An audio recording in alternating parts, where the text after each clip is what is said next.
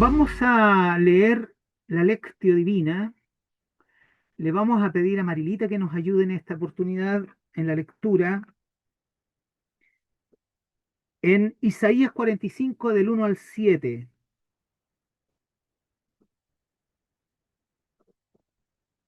Isaías 45 del 1 al 7.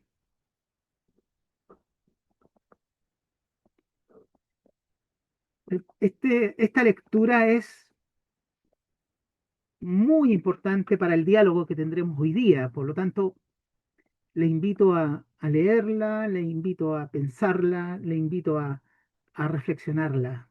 ¿Ya? Isaías 45 del 1 al 7. Y después vamos a profundizar un poquito en esta lectura. Amén. Encargo de Dios para Ciro. Así dice Jehová a su ungido, a Ciro, al cual tomé yo por su mano derecha para sujetar naciones delante de él y desatar lomos de reyes, para abrir delante de él puertas y las puertas no se cerrarán. Yo iré delante de ti y enderezaré los lugares torcidos. Quebrantaré puertas de bronce y cerrojos de hierro haré pedazos. Y te daré tesoros escondidos y los secretos muy guardados, para que sepas que yo soy Jehová, el Dios de Israel, el que te pongo nombre. Por amor de mi siervo Jacob y de Israel mi escogido, te llamé, por tu nombre te puse sobrenombre, aunque no me conociste. Yo soy Jehová, y ninguno más hay. No hay Dios fuera de mí. Yo te ceñiré, aunque tú no me conociste, para que sepa desde, para que se sepa desde el nacimiento del sol y hasta donde se pone, que no hay más que yo Jehová y ninguno más que yo, que formo la luz y creo las tinieblas, que hago la paz y creo la adversidad. Yo, Jehová, soy el que hago todo esto. Amén. Amén. Muchas gracias. Muchas gracias, Marilita. Muy bien, vamos a dejarlo en stand-by. Vayan pensando en este personaje relevante en la historia antigua, Ciro, Ciro el Grande. Un, hoy día lo diríamos un iraní, un iraní, un persa. Fíjense que no tiene nada que ver con el pueblo de Israel, nada que ver. Y sin embargo, Dios lo ha tomado como Mesías. Interesante, ¿no? Estamos hablando del siglo sexto antes de Cristo. Ya le vamos a dar un poquito más de vuelta a esto, pero lo dejo ahí para que lo piensen, lo reflexionen. Y, y estoy viendo quienes han llegado a las clases. Quiero, antes de comenzar, quiero contarles un poquito de, de lo que estoy leyendo para motivarlos, ¿no? Con mi esposa estamos leyendo este libro que me regaló, ¿se acuerdan que se lo mostré? Las nuevas evidencias científicas de la existencia de Dios. Un libro bastante bueno. Los argumentos de la evidencia de Dios los hace a partir de premios Nobel de física y de química y cuentas acerca de la segunda ley de la termodinámica, etcétera. Está muy interesante ver la perspectiva de Dios desde la ciencia, cómo se revela a través de la ciencia a Dios y cómo puede ser conocido Dios a partir de la ciencia. Está muy bueno para que, si lo pueden adquirir, el autor se llama José Carlos González Hurtado y es un texto de Roca Bolsillo. Además, es un libro, este libro tiene que haber salido hace poco, déjenme ver la fecha, 2024. Un texto muy actual. Hay otro libro que encargué de la misma temática, todavía no me llega, pero es muy interesante. Otro libro que quiero compartir con ustedes es un texto que también estoy leyendo, pero que ya conozco al autor ya hace mucho rato. ¿Se acuerdan? Tuve que haberles conversado yo de la sociedad del cansancio.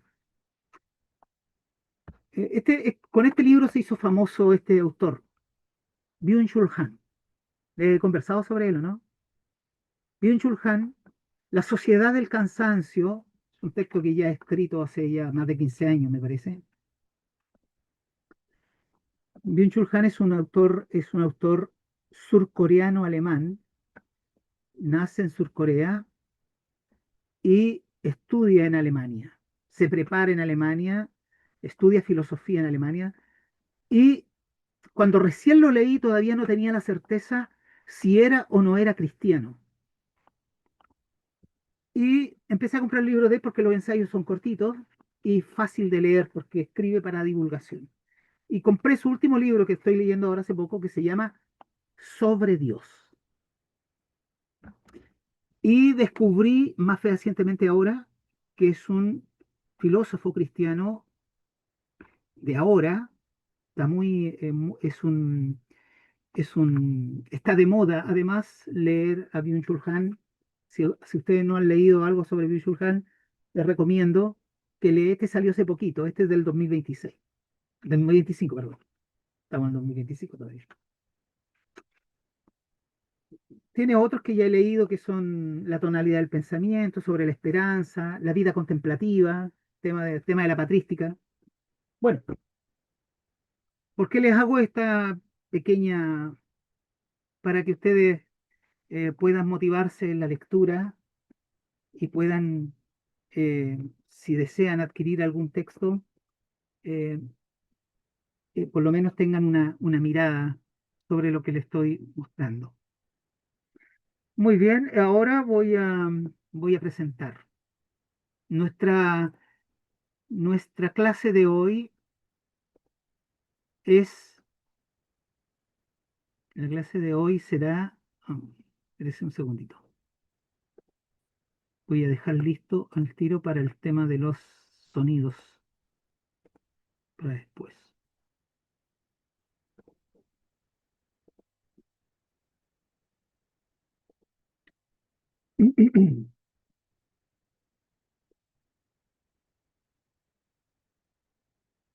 Religiones iranias o religiones iraníes es el tema que nos convoca. Yo creo que vamos a tener una clase sobre esto. Voy a avanzar rápido para solamente que tengamos esta clase sobre la religión iraní. ¿Ya? Aquí está el texto que leímos, la lectio divina, Isaías 45, 1 al 7. El Señor consagró a Ciro como rey. Después le voy a dar un poquito más de vuelta, pero ya ustedes ya tienen ahí en su mente la idea. Ya está el texto, por lo menos lo voy a leer. Dice: el Señor consagró a Ciro como rey, lo tomó de la mano para que dominara las naciones y desarmara a los reyes. El Señor hace que delante de Ciro se abran puertas de las ciudades sin que nadie pueda cerrárselas. Y ahora le dice: yo iré delante de ti, derribaré las alturas, romperé las puertas de bronce, haré pedazos las barras de hierro, yo te entregaré tesoros escondidos, riquezas guardadas en lugares secretos, para que sepas que yo soy el Señor, el Dios de Israel, que te llama por tu nombre.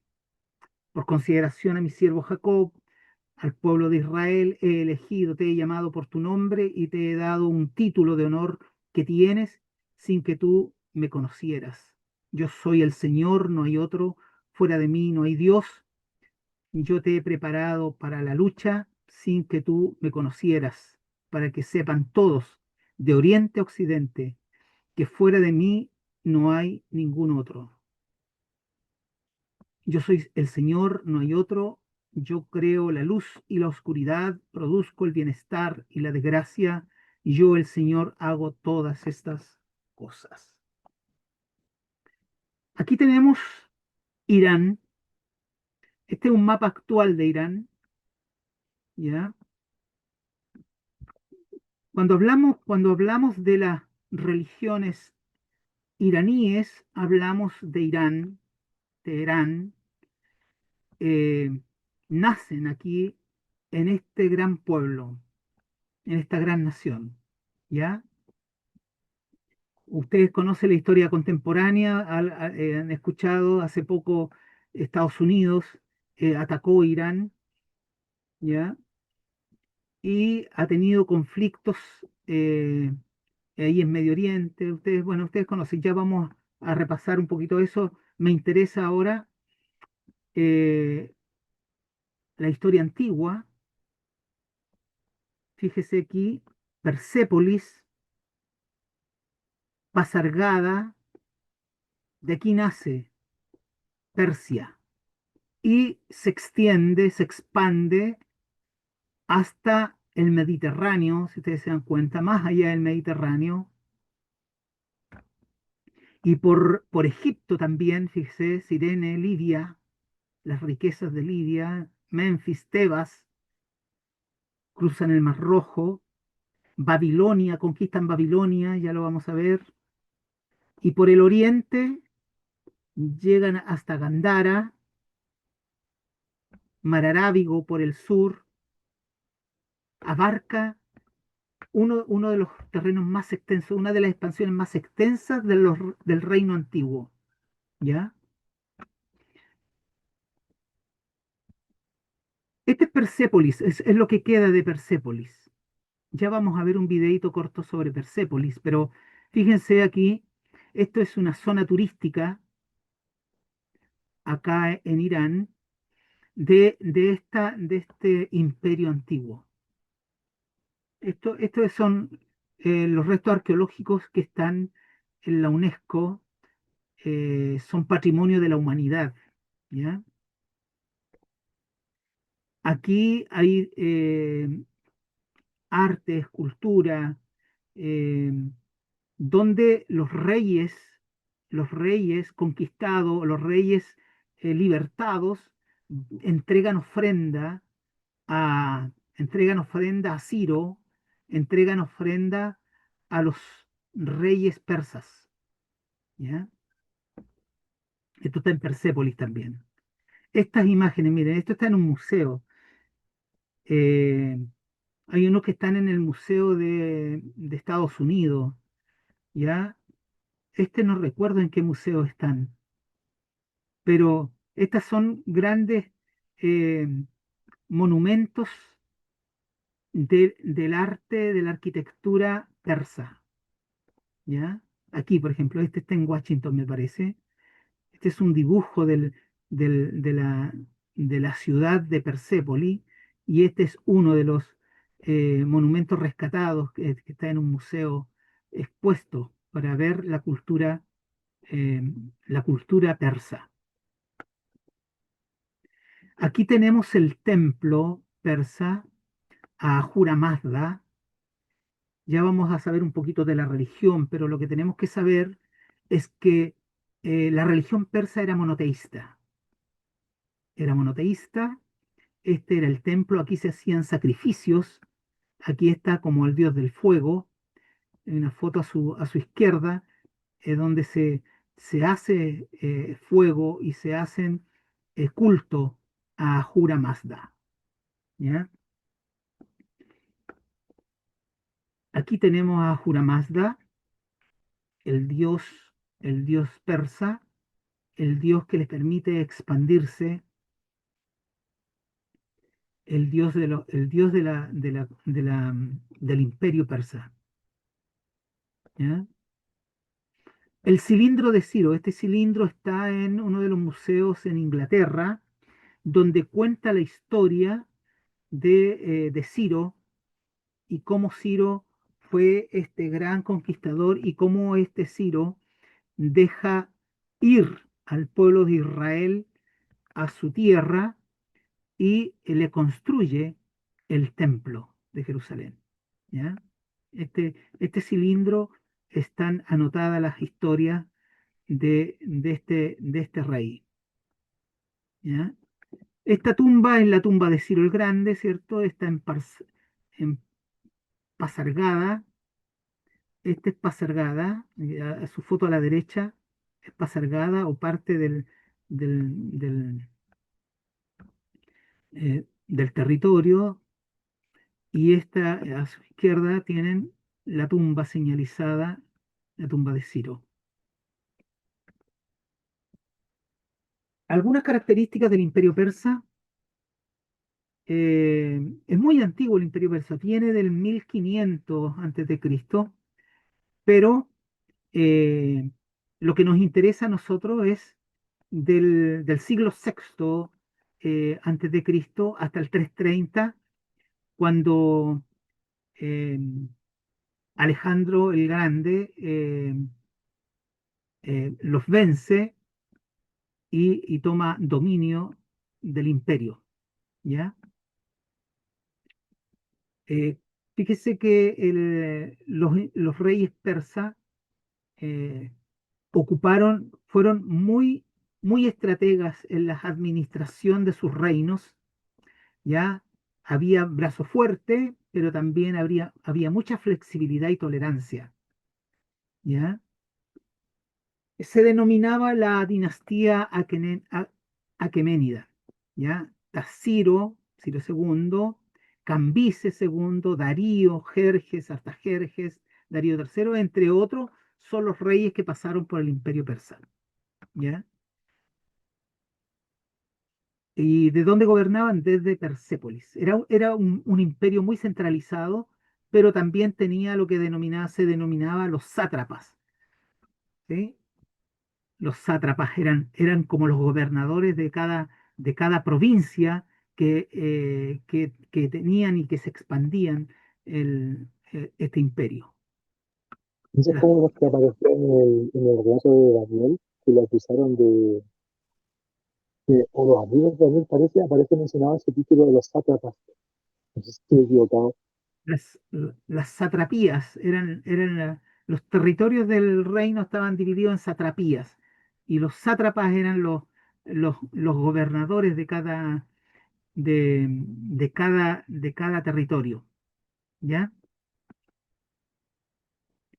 Aquí les cuento un poquito sobre los judíos en Babilonia y cómo Ciro eh, tiene relación con los judíos cuando Ciro conquista Babilonia, ¿ya? Babilonia era una ciudad majestuosa, pero Ciro logra conquistarla, logra libertarla y logra también em, no solamente conquistarla, sino que guardar, mantener eh, la riqueza y el imperio babilónico, ¿ya? Esto ocurrió en el 586, ¿ya? Y en el 539 ocupa una política de tolerancia religiosa y cultural, ¿ya? Los babilonios destruían a sus conquistados. Ciro tuvo la gran proeza de que Ciro no destruía lo conquistado, sino que lo usaba, lo ocupaba como parte de su administración, ¿ya? Es Ciro entonces. Fíjese aquí, puse una cita de Esdras 1 del 1 al 4. El rey Ciro de Persia hizo el edicto que decía que los judíos podían regresar a Jerusalén y construir el templo de Dios. Y no solamente les da permiso y los deja libres para que se vayan a su tierra, sino que además le ayuda a construir el templo de Jerusalén. ¿Ya? Muy bien. Eh,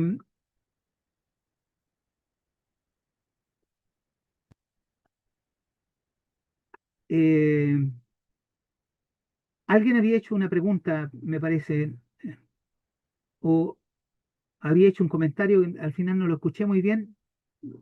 Ahora si puede, lo puede hacer antes de pasar a un video que tengo para complementar lo que estamos diciendo.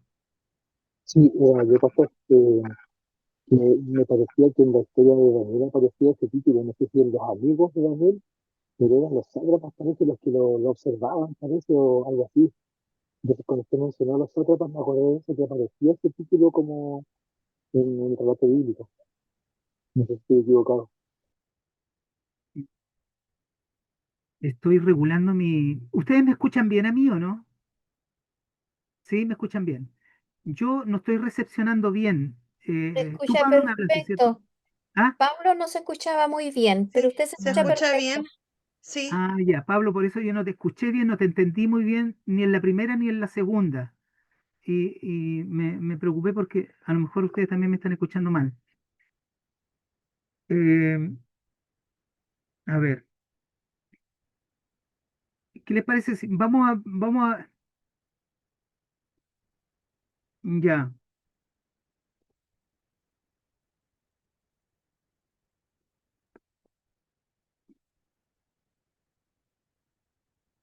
vamos a ver, vamos a ver un pequeño video, un poco para que nos relate desde la mirada de la periodista o en este caso de la persona que nos haga saber eh, un poquito más sobre esta historia del Imperio Persa, ¿ya? Me dicen si se escucha bien, voy a subir los volúmenes.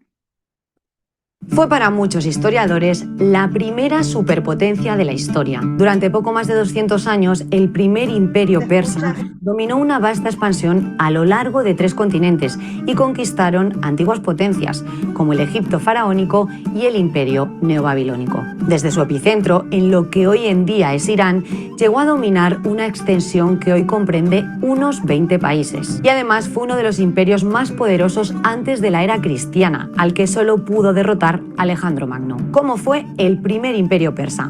Aquí te lo contamos. La Persia imperial emergió a mediados del siglo VI a.C. con el liderazgo de Ciro II o Ciro el Grande, quien pertenecía a la dinastía aqueménida, la familia real de la que surgieron otras figuras como Darío el Grande o el rey Jerjes, de quienes ya hablaremos. Antes de este periodo estuvieron conformados en pequeños reinos súbditos del antiguo reino de los Medos y estuvieron asentados en el suroeste de lo que actualmente es la provincia iraní de Fars, en las montañas de la región de Parsa o Persis en griego, de donde deriva su nombre. En el año 550 a.C., el rey Ciro II convenció a las tribus vecinas de atacar a los medos, logrando vencerlos y sobreponerse a su dominio. Así comenzaron los persas a extenderse por la meseta central de Irán y gran parte de la antigua Mesopotamia. En el año 539 a.C. conquistaron la ciudad de Babilonia, una de sus victorias más emblemáticas. Los detalles de este hecho histórico se conocen gracias a uno de los primeros objetos de propaganda política que han sido descubiertos. Se le conoce como el cilindro de Ciro, una pieza que tiene grabados en escritura cuneiforme y que relata la caída de Babilonia en manos de los persas. Con la toma de Babilonia, los persas empezaron a forjar el primer gran imperio multicultural de Asia Occidental. Se estableció la capital en la ciudad de Pasargadas, que los arqueólogos describen como un paraíso en el desierto, pues edificaron representaciones arquitectónicas de las varias culturas bajo dominio persa. Ciro el Grande murió luchando contra una tribu de Asia Central llamada los Masagetas, pero su muerte no detuvo la expansión de los persas, que luego serían gobernados por el hombre que llevó al imperio a su cúspide, Darío I el Grande, quien llegó al poder en el año 522 a.C. Darío prácticamente organizó el imperio, creó un sistema postal, estandarizó los sistemas de peso y medidas y también la acuñación de monedas. Construyó un canal entre el Nilo y el Mar Rojo y levantó una red de carreteras por todo el territorio. También organizó al imperio en satrapías, como se llamaban a las provincias en persa, y estas eran gobernadas por un sátrapa, que se escogía de la élite aristocrática. Por cierto, ¿te suena familiar el término sátrapa?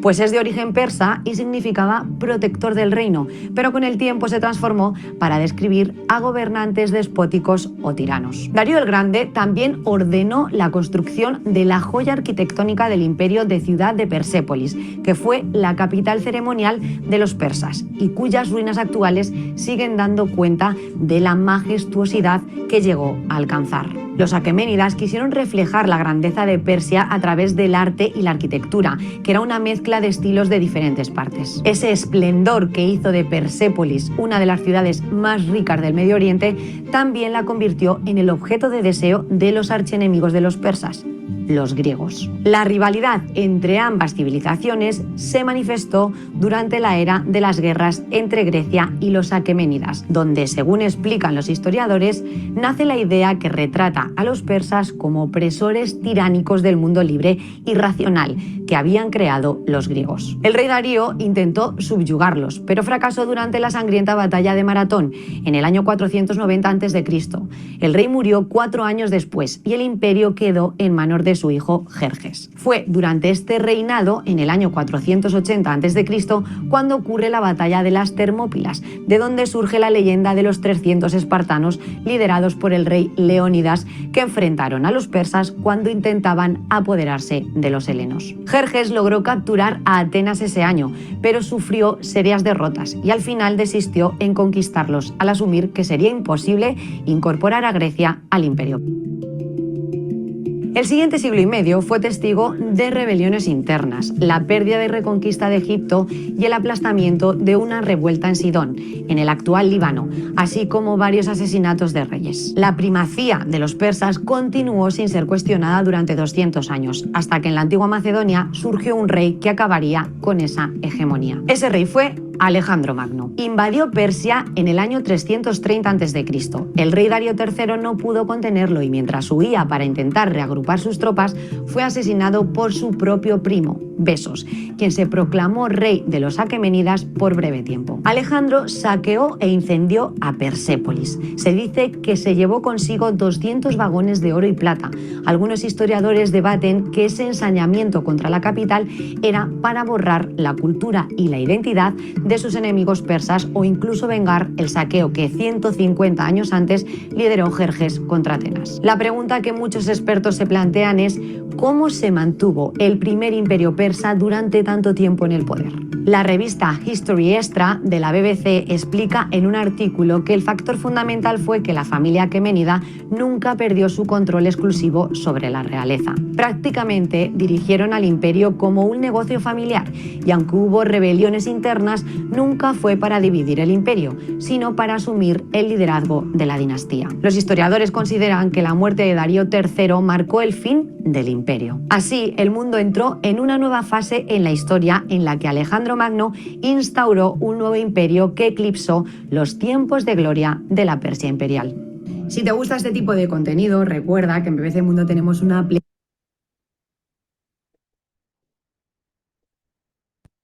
Muy bien, ahí tenemos una síntesis bien apretada sobre el imperio persa desde su inicio, Ciro el Grande, hasta Darío III en el 330, cuando cae con Alejandro Magno el, el imperio griego o heleno. Muy bien, ahora quiero mostrarles un, un,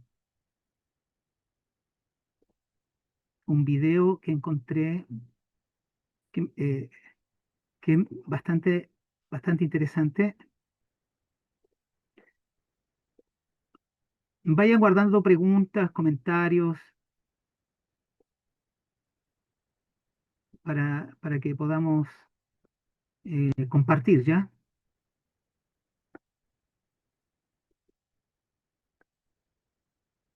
En 1979, la antigua ciudad y las ruinas de Persépolis fueron declaradas Patrimonio de la Humanidad por la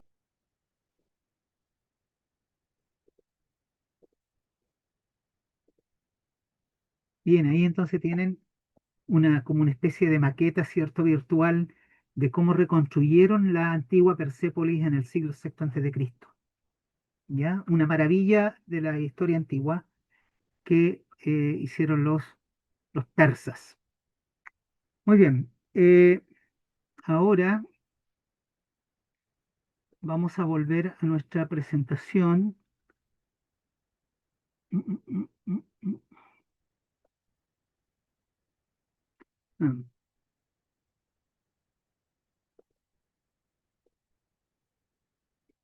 Ah, Aquí habíamos quedado en la presentación relacionado, ahora vamos a conocer un poquito de su religión, el zoroastrismo. El zoroastrismo, como dijimos, es una religión monoteísta, ¿ya? Una religión monoteísta donde se centra su adoración en un solo Dios, y su Dios se llama Ahura Mazda. Se me viene a veces la marca del auto, no sé qué relación tendrá con la marca del auto Mazda, pero ¿qué significa? Un Dios supremo, creador del universo, representante del bien, es la fuente de toda luz, de verdad. Tiene además entidades espirituales, ¿ya? Como por ejemplo Amechaspentas, un grupo de 7 espíritus santos que personifican virtudes y aspectos de la creación como la verdad, la justicia, la salud. Después tenemos un pensamiento religioso filosófico de esta religión, como es el dualismo, la creencia de la lucha eterna entre Ahura Mazda, que es el bien, y Angra Mainyu, que es el mal. De aquí nace la idea de Satanás, ¿ya?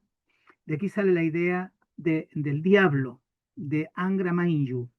Esta lucha se refleja en toda la vida humana. Y también existe el libre albedrío. Los seres humanos tienen la capacidad de elegir entre el bien y el mal. ¿Ya? Algunos textos sagrados, yo tengo aquí, no lo pude encontrar, el, el- las gatas de la Vesta, la colección, pero esto lo pueden encontrar ustedes en PDF también, ¿ya? Pueden buscar en PDF y encontrar textos zoroástricos, ¿ya? Como la Vesta, la colección de escritura sagrada que incluye el Yasna, que es el ritual, la liturgia, el Visperat, las oraciones y la ceremonia, la Vendidat, que son las leyes y las enseñanzas morales, y las Gatas o Gazas, poemas e himnos incluidos, atribuidos a Zoroastro, que contiene enseñanzas de la religión zoroástrica. ¿Ya? Algunas de las enseñanzas relevantes de esta religión son tener un buen pensamiento, una buena palabra, una buena acción. 3 conceptos clave en la enseñanza. Buen pensamiento, pensar bien, una buena palabra y una buena acción. ¿Ya? La lucha entre el bien y el mal y la vida después de la muerte. Ellos creen en la vida después de la muerte, ¿cierto? Y que son juzgadas. Las almas son juzgadas y lo determinan por las acciones. ¿Ya? Aquí hay el texto de la Vesta, texto zoroástrico, ¿ya? Y acá a su derecha tenemos a Ahura Mazda con Angra Mainyu, ¿ya? Luego tenemos, aquí está Ciro el Grande, y nos damos cuenta que Ciro eh, aparece en la Biblia, aparece en la Biblia. Y aquí voy a hacer un poquito, leímos Isaías 45, pero tengo un texto aquí, un texto antiguo que me regaló una hermana muy querida, que me lo regaló de su esposo que fue pastor y que llegaron aquí a San Javier hace algún tiempo, que ahora ya no está, falleció la hermana, pero la recordamos con cariño, ¿ya? Y me regaló esta concordancia, mire el texto, tremendo texto, la concordancia de las Sagradas Escrituras. Este texto es un texto de Editorial Caribe, de Costa Rica, y es un texto de 1969. Y busqué Ciro. ¿Y sabían ustedes que Ciro aparece en la Biblia por lo menos unas 30 veces? 30 veces. Leímos Isaías 45, pero ustedes pueden leer, y a lo mejor aquí les puedo mostrar, voy a citar alguna cita, por ejemplo, Segunda de Crónicas 36, 22, ustedes podrían buscarlo en alguna concordancia bíblica y podrán encontrar el nombre de Ciro por lo menos unas 30 veces en la Biblia. Y es muy interesante saber esto, aparece en Segunda de Crónica, aparece en Esdras, muchas veces en Esdras, y en Isaías 44, 28. ¿Alguien podría buscar Isaías 44, 28, por favor? Y lo puede leer. Isaías 44, 28.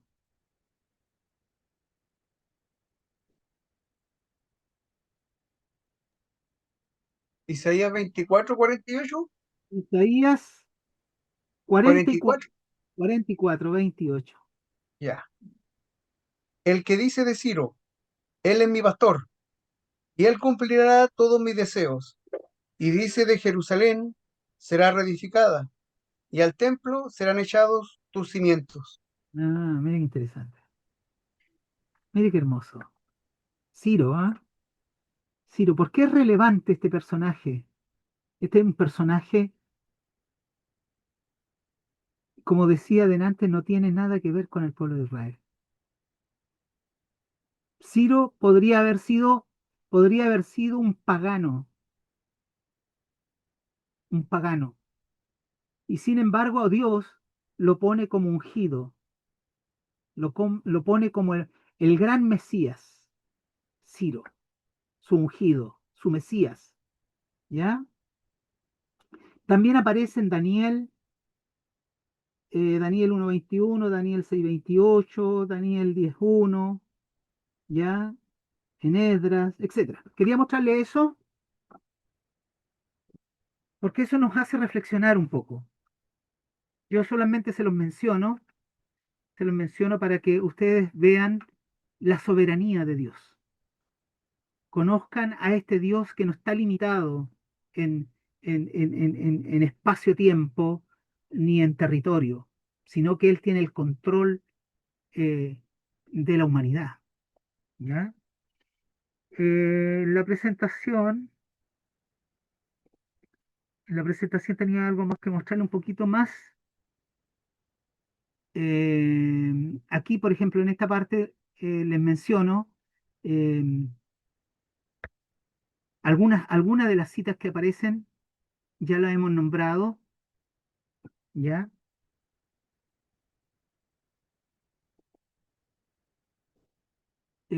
Aquí está la de Segunda de Crónicas, ¿cierto? Liberando al pueblo judío, cumpliendo la profecía eh, de liberar al pueblo de Israel, enviarlo a su tierra, ¿cierto? Que construyan su templo.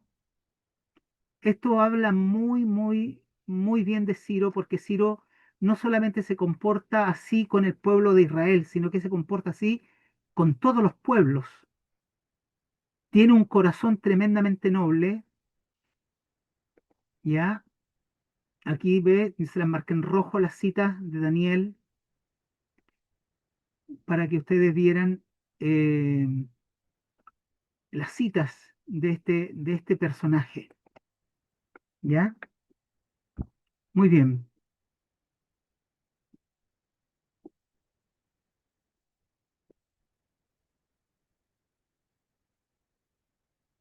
Ahora les tengo una pequeña fracción de un video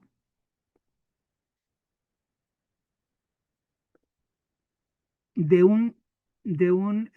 José Luis Climent, que lo pueden buscar después en internet y lo pueden ver completo. Yo quiero ver solamente un fragmento de este video de un expositor sobre el tema. ¿Ya?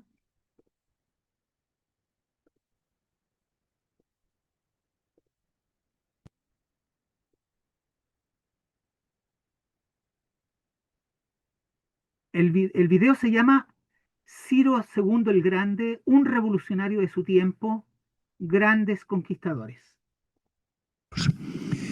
Así las cosas, Ciro, en el año 540 a.C., se puso al frente de su ejército y cruzó los montes Zagros, iniciando la conquista del imperio neobabilónico.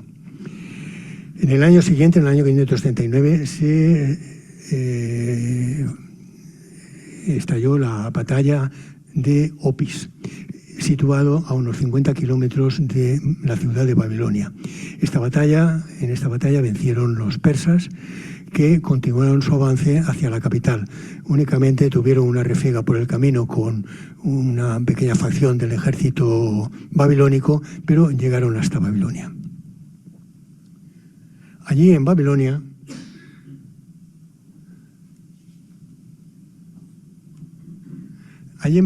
se encontraron con algo que evidentemente sabrían, porque lo sabía todo el mundo, y era con las murallas, que eran extraordinariamente elevadas, lo que evidentemente hacía presagiar que aquel podía ser un sitio que se prolongara durante mucho tiempo. Pero otra vez se les ocurrió una estratagema a los persas. La ciudad de Babilonia estaba cruzada por un canal que tomaba sus aguas del río Éufrates. Entonces los persas cegaron la entrada, la alimentación de aguas del canal, con lo que evidentemente el canal empezó a descender. Y aquella misma noche, con el agua por las rodillas, los persas avanzaron por el lecho del canal y a la altura del puente que unía las dos partes de la ciudad ascendieron y por allí, por aquellas puertas, entraron y conquistaron Babilonia, la ciudad de Babilonia. Hay otra versión que dice que antes de que llegaran los persas a la capital, se produjo una rebelión encabezada por los sacerdotes del dios Marduk, que triunfó, y que cuando llegaron el ejército de persa, cuando llegó allí, se encontró con las puertas abiertas, con que los recibían aclamándolos como libertadores, y además les entregaron al rey Nabonido. Aunque hay diferentes fuentes de alimentación para conocer tanto la vida de Ciro como el nacimiento del imperio persa, hay dos fuentes más importantes que son Heródoto por un lado, sobre todo Heródoto, y el cilindro de Ciro por otro. Y en ocasiones hay disparidades, en ocasiones no hay coincidencia, por eso hay veces que en una cosa concreta pues hay distintas versiones. Al cilindro de Ciro los historiadores le dan una importancia extraordinaria. Narra la conquista de Babilonia, pero sobre todo las medidas políticas que adoptó Ciro una vez ultimó la conquista. Se le ha llegado a considerar como la primera declaración de derechos humanos de la historia. En ella, entre otras cosas, Ciro impidió queda constancia de que Ciro impidió de que su ejército, el ejército persa, saqueara la ciudad de Babilonia, que seguía siendo la más bella y rica de la época. Ciro protegió los edificios religiosos, especialmente el Sagira, que era el gran Zigurat, el que nosotros conocemos por la Biblia como la Torre de Babel. Ciro ofreció sacrificios al dios Marduk, protegió a los sacerdotes de este culto. Ciro ordenó restaurar las defensas, en definitiva las murallas de Babilonia. Ciro decidió que de la administración de Babilonia se ocuparan los mismos funcionarios que la habían llevado hasta entonces. También decidió que la ciudad de Babilonia, junto con Susa, la capital elamita, y con Ecbatana, la capital meda, fueran declaradas residencias del emperador, lo que equivale a decir que compartían la capitalidad del imperio. Si a estas consideraciones,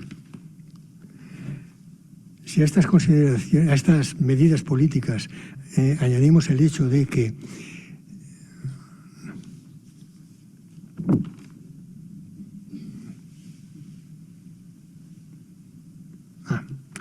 esto es más importante. Aparte de estas medidas que debieron de entusiasmar a los babilonios, porque evidentemente les facilitaba la vida y contrastaba mucho con el reino tan gris y tan torpe que había desempeñado Nabónido. Junto a estas medidas, Ciro aún adoptó otras, no ese año, sino el siguiente, concretamente el 568 a.C., que fue el liberar a los pueblos que habían sido sometidos a destierro por parte de los babilonios. Y uno de estos pueblos fue el judío, que vivía 48 años en el exilio, al que le había condenado Nabucodonosor cuando conquistó Jerusalén y destruyó el templo de Salomón y los grandes palacios también de la ciudad. Ciro ofreció a los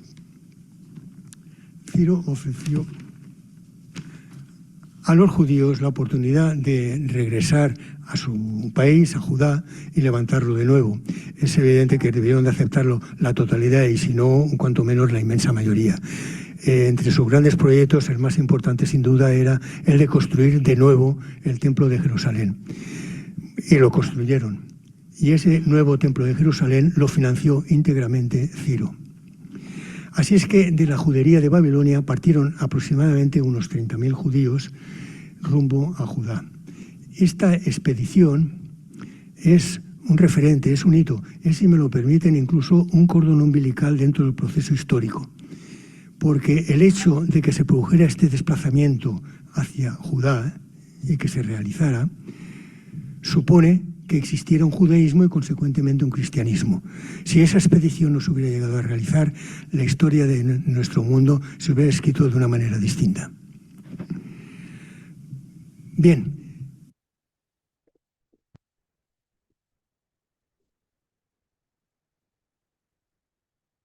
Muy bien. ¿Qué les parece? Podríamos hacer un alto ahí, ¿no?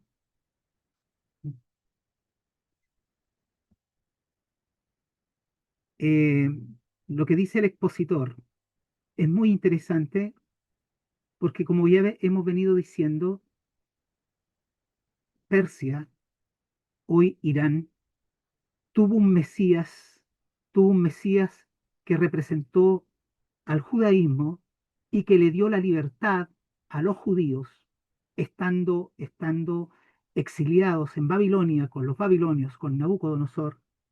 Al conquistar Ciro, al conquistar Babilonia, le da la libertad al pueblo judío. El expositor dice que salen por lo menos 30.000 judíos hacia Israel, y, y no solamente los deja ir, sino que además les paga íntegramente la construcción del templo de Jerusalén.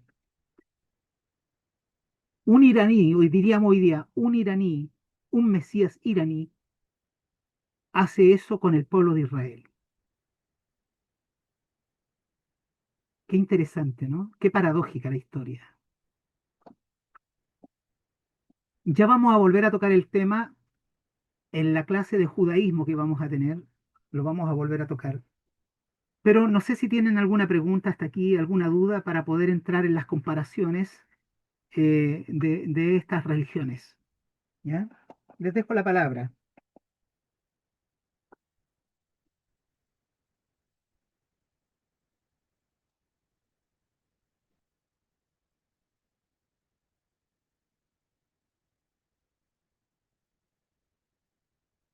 ¿Alguien tiene alguna pregunta, alguna reflexión, algún comentario? Pastor, ¿Sí? estaba Pues, mirando nunca me acuerdo cómo se pronuncia, la que también vimos en el reportaje de Morgan Freeman, la primera parte de sí, sí, de sí, las religiones. sí, Me estaba acordando de cómo lo describían hoy, cómo había evolucionado desde lo que habían hablado en un principio, lo que aparecía en la lista que mostró usted, a cómo ese pensamiento tan complejo, más amplio, más definido, se diluyó hasta los mismos que están profesando esa religión ahora, a solamente una forma de pensamiento, como que le quitaron toda la divinidad que tenía al principio, lo que habíamos visto, como toda esa parte, por decirlo de alguna manera, más mística, más espiritual, y se volvió una religión un poco más práctica, donde lo que piensas y cómo actúas es lo que va a determinar cómo tú vas a vivir a futuro o si te va a ir bien. Ya no está ese ente poderoso, el rector de todo, que definía los actos y cómo ellos tenían que actuar, y ahora se diluyó hasta una línea de pensamiento. Eso me llamaba la atención mientras veía las descripciones del principio y la diapositiva que estaba mostrando usted. mm, Y el otro, el video que mostraron de cómo eran las construcciones, Lo encontré genial, esa maqueta como en 3D, esos Sí, videos que hicieron, la arquitectura era preciosa, muy, muy bonita. sí, Eh, sí. eso, eso, Pastor. Muchas, muchas gracias, Rosita. Así es. Aquí yo creo que nosotros tenemos mucho que valorar, mucho que aprender. Por eso esta asignatura es importante en la malla curricular de un bachiller o de una licenciatura en teología, porque es importante que un estudiante de Biblia y un estudiante de teología tenga una mirada global de qué es lo que es Dios y qué es lo que son las religiones en el mundo, ¿ya?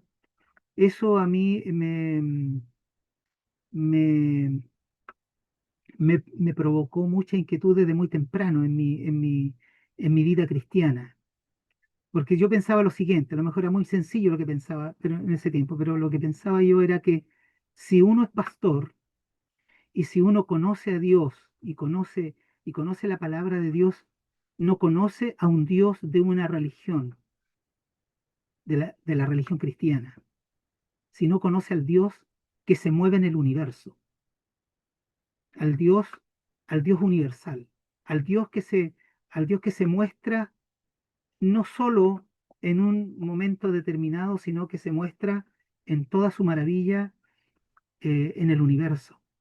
Entonces me parecía, y por eso cuando yo les muestro textos, por ejemplo, les muestro el Bhagavad Gita, les muestro el Corán, les muestro el Tao Te Ching, es porque ha sido mi inquietud desde muy temprano conocer no solamente de mi propia creencia religiosa, sino conocer el vasto mundo de cómo el hombre tiene encuentro con la espiritualidad y tiene encuentro con la trascendencia. ¿Ya?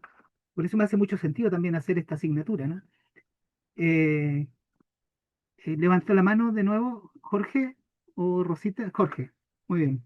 Y Jorge, pero mientras usted hablaba me acordaba de algo, Pastor, que había pensado referente a lo mismo de la clase, que generalmente uno se sitúa en lo que es religión desde el punto de vista de nosotros, desde que conocemos, ¿cierto?, el Evangelio, de Cristo como Salvador y como la revelación para nosotros, pero a veces se nos olvida que Dios ha estado a lo largo de toda la historia y se ha revelado de distintas maneras. Pero como siempre hemos estado tan ligados a este pedacito de historia, por decirlo así, de nosotros, la visión que uno generalmente tiene es como, después de Cristo para acá, es como la parte de la religión, lo que conocemos, y se nos olvida indagar un poco más allá de la visión general y cómo Dios se ha ido revelando en su voluntad soberana a través de toda la historia, y solo conocemos un pequeño pedazo. Quizás a cuántas personas han tenido esta revelación de Dios, han tenido una relación personal con Dios, pero no lo podemos dimensionar porque nos enfocamos como en este pedacito de lo que conocemos, ¿no? Mm, Entonces, nos movemos en círculos dentro de lo que conocemos y a veces nos olvidamos de romper nuestros límites y mirar un poco más allá y maravillarnos mm, de cómo Dios ha estado desde siempre y va a sí, seguir estando. Eso, sí. Pastor. Sí, me hiciste acordar de una clase que estoy estudiando Hebreo 4 en los días martes. Ahí tomo clase yo sobre Hebreo. Y estamos estudiando, adivinen qué estamos estudiando. El libro de Jonás, en hebreo. Y Mm, Jonás tiene esa mirada, tiene una mirada completamente limitada de Dios. No cree que Dios pueda darle un mensaje a quién, a Nínive, ¿cierto? Un mensaje a Nínive, y que Nínive se pueda arrepentir y que Nínive pueda ser perdonado por Dios. Interesante, ¿no? Un pueblo ajeno, según la mente de Nínive, un pueblo ajeno, un pueblo ajeno desde nuestra mirada limitada del cristianismo. ¿Mm? Muy bien. Jorge, después Pamela. sí. Bueno, Rosita se me adelantó un poco porque yo pensaba en eso un poco, en que eh, a lo mejor voy a hacer la referencia a mí para que yo digo muchas veces nosotros somos Jonás, po. Por lo que entendemos, calificamos a las personas y las calificamos según lo que nosotros creemos. Pero aquí, Ciro, como decía usted, a mí un poco me rompe el esquema en hartos sentidos, porque ya uno puede decir, pucha, Dios escoge, prepara, Dios encamina, según lo que nosotros entendemos, pero aquí Ciro lo hizo caminar de otra manera, a lo mejor lo preparó, como decía, tener una relación personal con él, pero nosotros no entendemos, nosotros siempre entendemos que la relación personal es según la Biblia, según estos parámetros, y él tenía otra forma de ver, porque como decía usted, la Biblia también dice que él ayudó a todos los pueblos religiosos, no solo a Israel. Entonces él tenía un respeto por otras cosas, pero también se inclinó más por los israelitas. Dios sabrá por qué, porque sí, porque no, pero él lo hizo. Y eso me llamaba la atención, que también nosotros limitamos mucho a las personas porque tendemos a encasillarla en su conocimiento, su experiencia. Y aquí el Señor nos muestra que viene alguien que a lo mejor para cualquier persona conocedora de la palabra no encajaba en ningún parámetro. Claro. Y sus palabras a lo mejor no tenían ningún sentido para los israelitas. Y resulta que Dios lo hizo encajar a su manera, lo hizo que él llevara la batuta de todo esto y lo hace un personaje importante en una historia que los israelitas dicen, en nuestra historia. Mm. Entonces viene ese ejemplo, viene Esther, viene Rahab, vienen varias cosas a mi mente y que muchas veces nosotros Ruth, también, Ruth, Ruth. ¿Quién era también, Ruth? sí, a eso voy, Moabita, po, Moabita. claro. Y viene, Entonces, y Ruth viene, o sea, como yo le digo a los niños en la escuela, Eureka, Pamela. Pastor, estaba analizando de que desde siempre podemos ver que Dios es Dios del universo, porque yo pensaba no solo en Ciro, sino que también en Nabucodonosor, porque en Jeremías en dos partes Dios habla de Nabucodonosor como su siervo también, igual que Ciro. Entonces, como ahora usted se acordaba, por ejemplo, de la Moabita, entonces podemos ver que Dios está en control siempre en todo lo que ha pasado y aunque de pronto los israelitas se centran en que el plan está solo en ellos, porque de hecho los judíos ven a Zorobabel como el Mesías de esa época, no ven al personaje de Ciro, como no le dan la relevancia, la importancia en ese tiempo, ellos le dan la importancia a Zorobabel, ellos ponen a Zorobabel como su imagen de Mesías. Pero yo miraba en estos dos personajes y cuando hablaban de Ciro me recordaba de Nabucodonosor. Yo decía, Dios del universo, en control en todo lugar, en todas las culturas, en todas las sociedades y en todas las épocas. Así es. Él puede tomar siervos de donde lo necesite, siervos de donde él requiera, no importa la cultura, no importa tampoco, yo miraba la forma en que se acerquen a él, pero siempre son instrumentos y siervos de él en todos los tiempos. Y esto me llamaba la atención y yo decía, qué glorioso descubrir eso. Que Dios toma siervos de todo lugar y de todas las épocas. Mm. Eso pasa Desde siempre, sí, muy desde bien, siempre. desde siempre. Abraham, no era judío Abraham. Yetro, que le ayudó a Moisés, tampoco. Etcétera, etcétera, etcétera. Muy bien. Marcos Albornoz.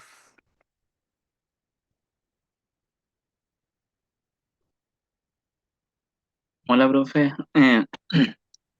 Estaba recordando un trozo de la escritura, eh, parece que está por ahí por Mateo 3, donde Jesús, bueno, dice que puede hacer aparecer hijos de Abraham por donde quiera. Es como debajo de piedra, hace una analogía ahí, pero tiene que ver un poco con esto. En el fondo, él está ahí, es como, hay un libro que leí una vez, se llama El Cristo Universal, de Richard Rohr. Es un libro católico, de un párroco católico de Estados Unidos que bueno, él él vertió su vida en el servicio a la comunidad. Él vive en la iglesia, vive ahí en un barrio muy complicado.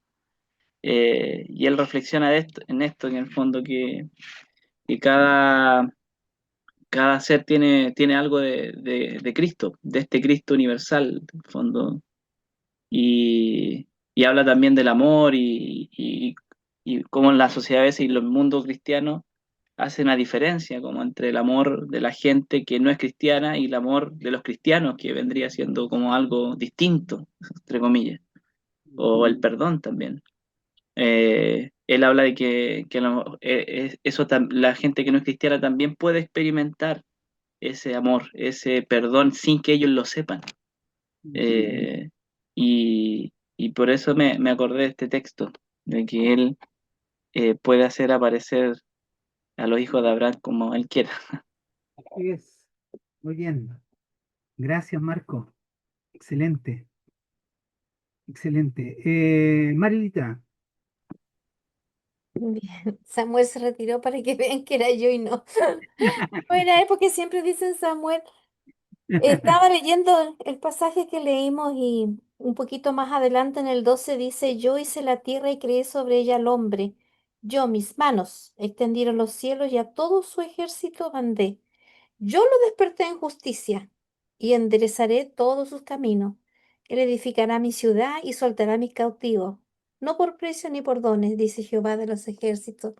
Qué tremendo lo que hablan los hermanos, es Dios del universo. Eh, Creo que cuando nosotros entendemos eso, independiente que tengamos nuestra iglesia y trabajamos y adoramos al Señor, pero cuando nosotros logramos entender que Dios es el Dios del universo y no solo de los evangélicos, trasladándolo a lo que vivimos hoy, cambia las cosas eh, y nos ayuda incluso en nuestras vidas diarias, en nuestras situaciones complejas, como la enfermedad de un hijo que no se sana.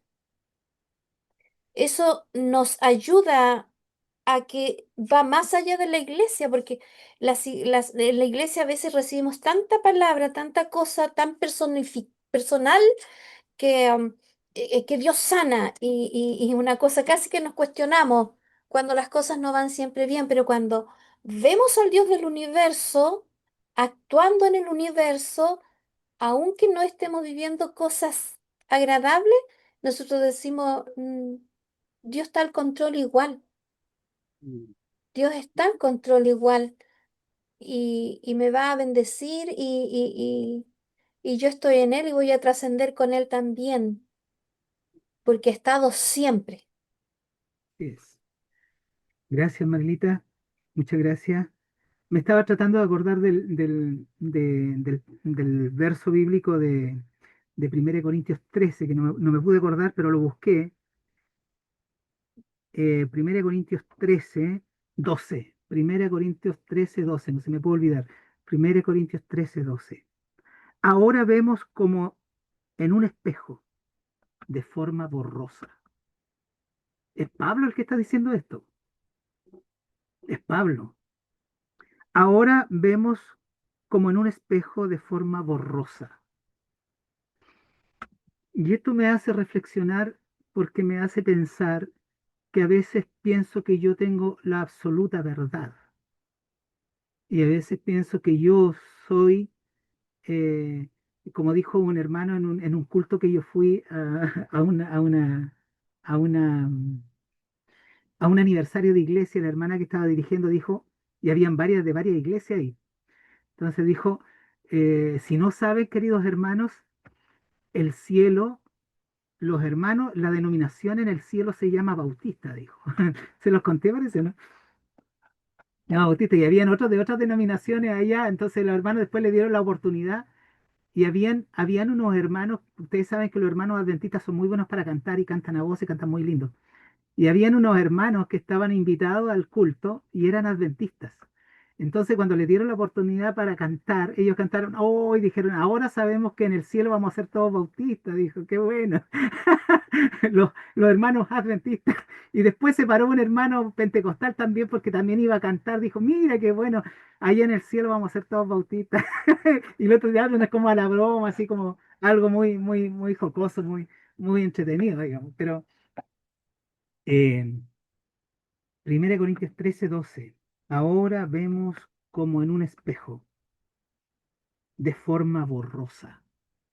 Interesante. Interesante que Pablo lo diga, para que nosotros también aprendamos a decirlo, ¿no? Muy bien, quiero presentar ya lo que me queda de la clase. Salgo de aquí.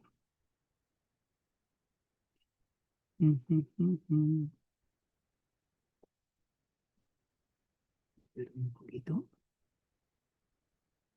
Voy a salir de aquí.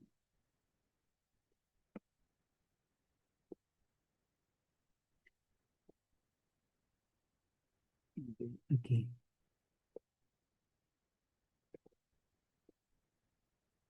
Muy bien, que de aquí ahora voy a pasar, me quedan 12 minutos para ver lo que quiero ver ahora. Para que tengamos una mirada rápida, fíjese las religiones en Irán. El Islam chiita, un 90, un 95%. El Islam sumita, 5 al 10%. El zoroastrismo, un 0,1,2%. El cristianismo, de un 0,5 al 1%. Judaísmo también, 0,1 al 2%. El bajaísmo, 0,1%. Otras religiones, menos del 0,1%. La más grande religión en Irán hoy día son el Islam chiita. Ya vamos a conversar sobre el Islam, ¿ya? Y el Islam sumita, ¿ya? Para que tengamos una idea más o menos.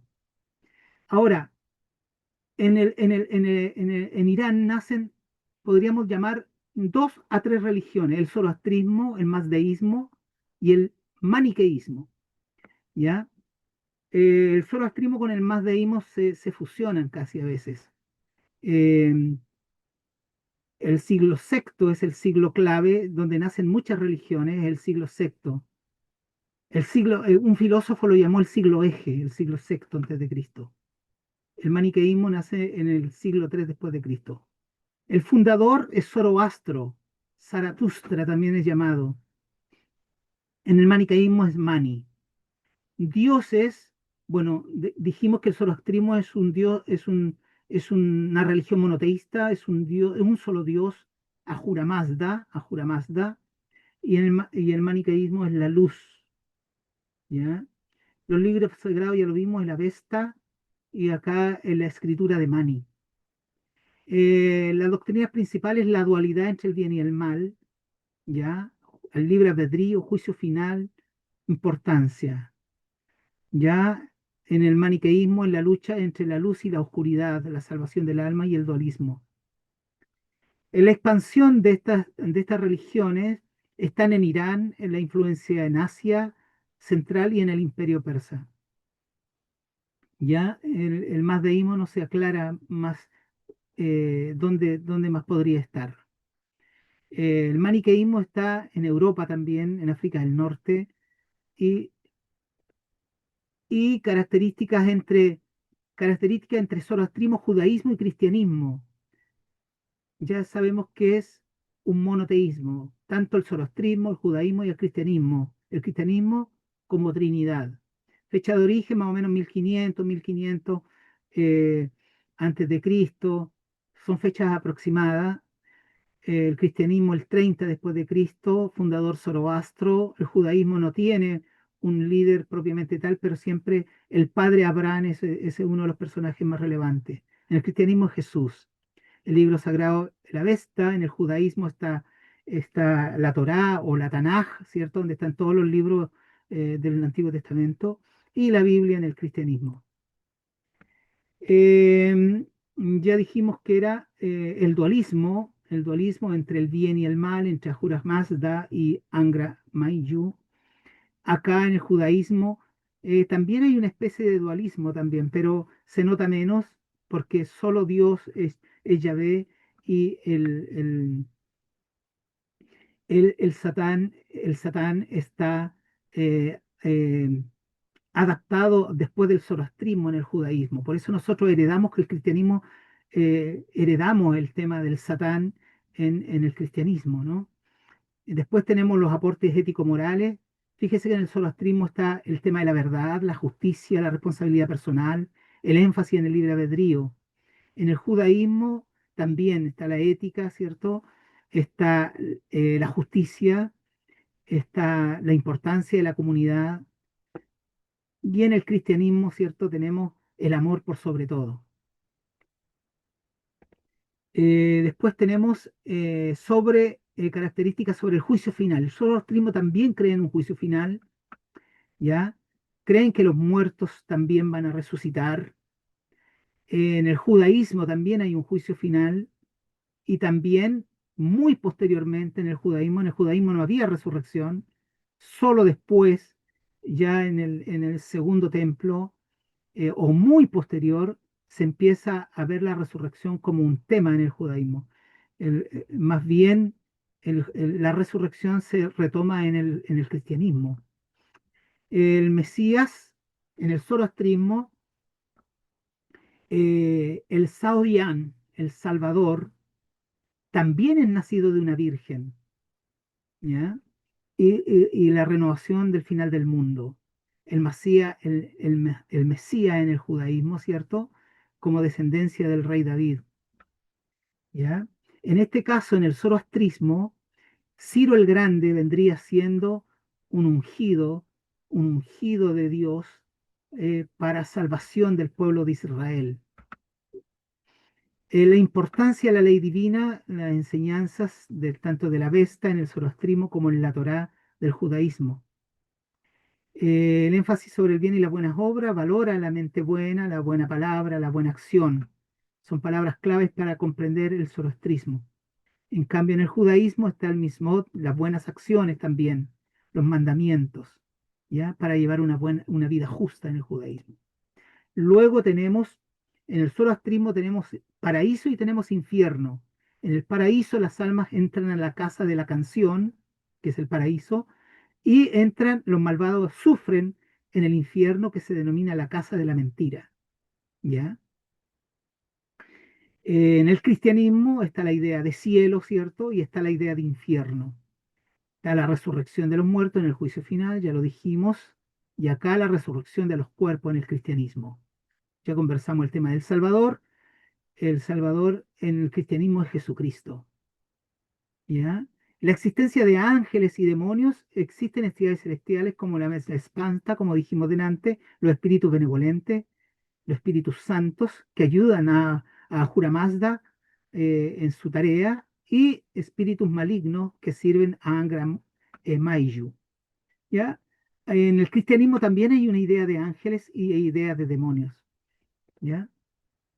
Y para concluir, también tenemos predicadores cristianos en Irán, ¿ya? Aquí yo les presento algunos que encontré. Por ejemplo, Yusef Nadarkhani, pastor evangélico, juzgado y absuelto por apostasía en Irán. Sayed Abedini, también pastor evangélico y ciudadano estadounidense, con raíces iraníes, ¿ya? Yusef Nadarkhani, el de arriba, el matrimonio de arriba, y Sayed Abedini, el segundo abajo, ¿ya? Y Farchin Fati ha sido detenido acusado por actividades relacionadas con proselitismo en Irán y la propaganda en contra del Estado.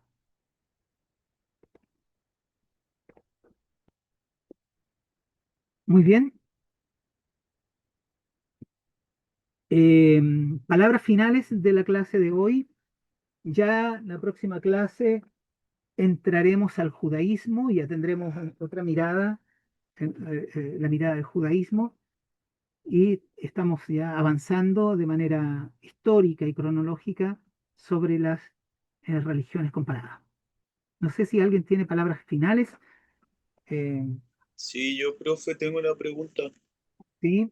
Es si será que a través del paso del tiempo y la revelación de este Dios universal entre los distintos pueblos, se fue construyendo a través de la adaptación la doctrina de los judíos, además de las revelaciones proféticas, y que ahí ya tuvimos como un énfasis más exacto de quién era el Dios del universo general.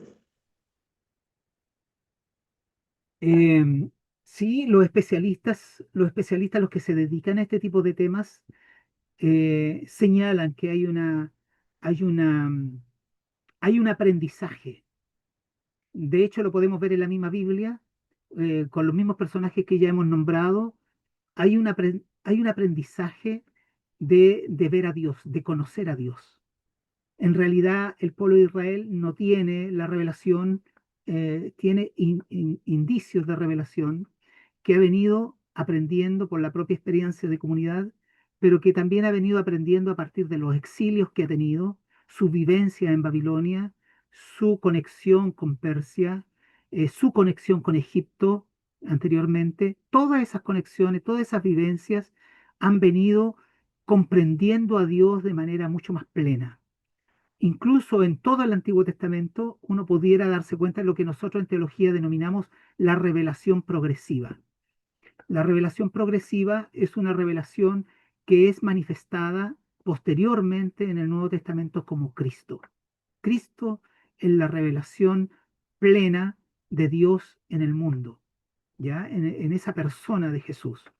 Pero si nosotros queremos focalizarnos en el judaísmo ha venido desarrollando, integrando, aprendiendo, comprendiendo a Dios, no solo de su propia perspectiva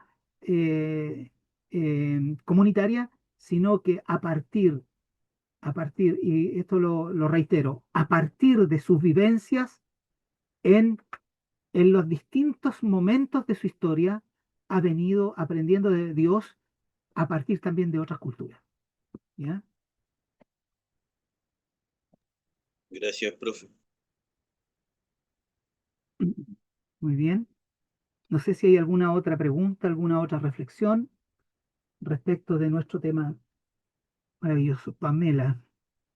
Pastor, perdón, es que me surgió una consulta, precisamente lo que estaba comentando ahora usted, porque me recordé la conversación de Jesús con la mujer samaritana, que la mujer samaritana le dice, vosotros adoráis lo que no sabéis, vosotros adoramos lo que sabemos, porque la salvación viene de los judíos. Y estaba pensando que tal vez los judíos piensan que en el fondo ellos son como los dueños, pero puede ser lo que decía usted, este proceso progresivo que ha tenido este pueblo ha permitido que el mundo pueda conocer a este Dios del universo, porque si miramos los diferentes pueblos, la historia de este pueblo judío, la historia a través del tiempo de ellos ha sido siempre distinta, diferente a los de todos los demás.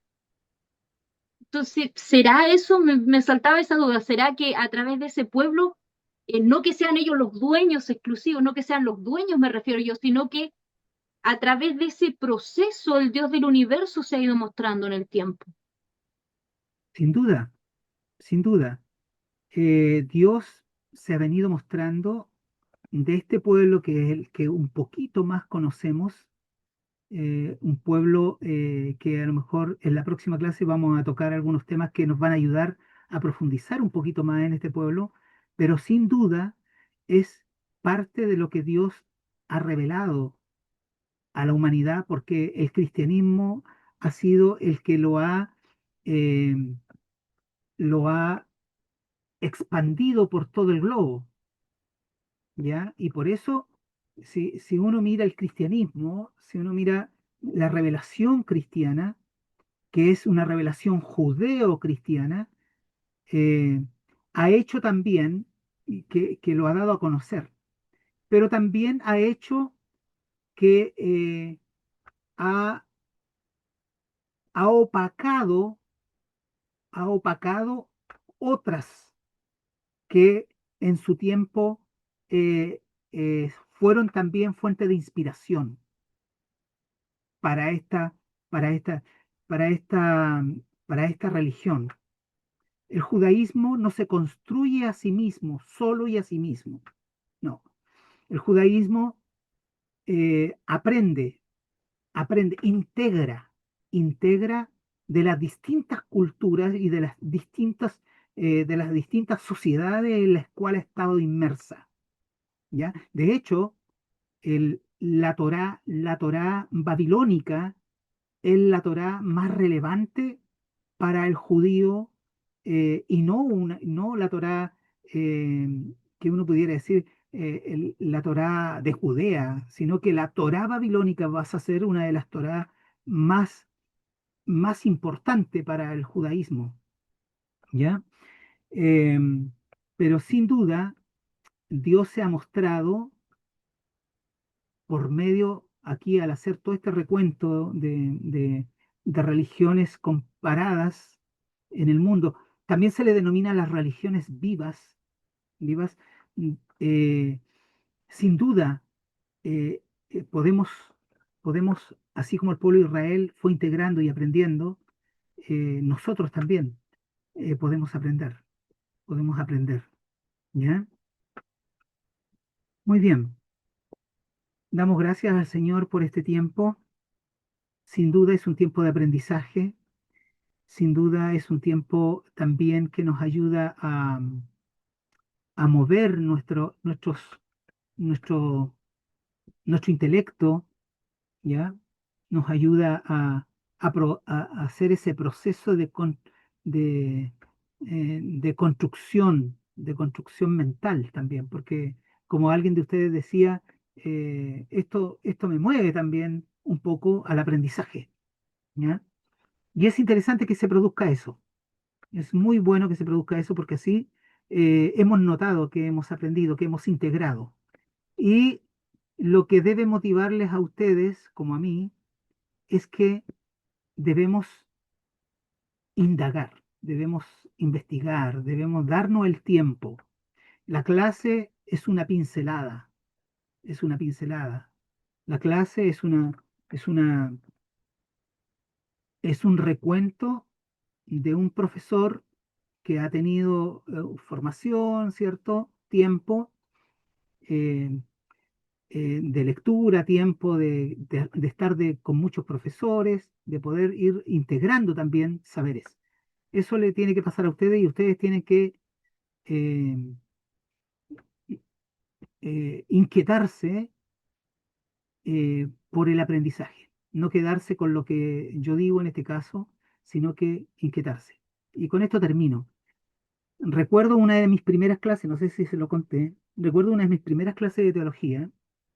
Tenía un pastor y un profesor muy elocuente. Mencionó por primera vez para mí la cita de un filósofo, y que estaba en un libro que estábamos estudiando. Y la cita es muy conocida hoy día, pero en ese tiempo, estoy hablando, no sé, ya se me olvidaron los años atrás, en ese tiempo yo por lo menos no la había escuchado nunca. Y dijo la frase, dijo, porque tal filósofo dijo, Dios ha muerto. Me acuerdo de esa frase, Dios ha muerto. Y nos cuenta y nos lee el cuento del libro de la Gaia Ciencia de Friedrich Nietzsche.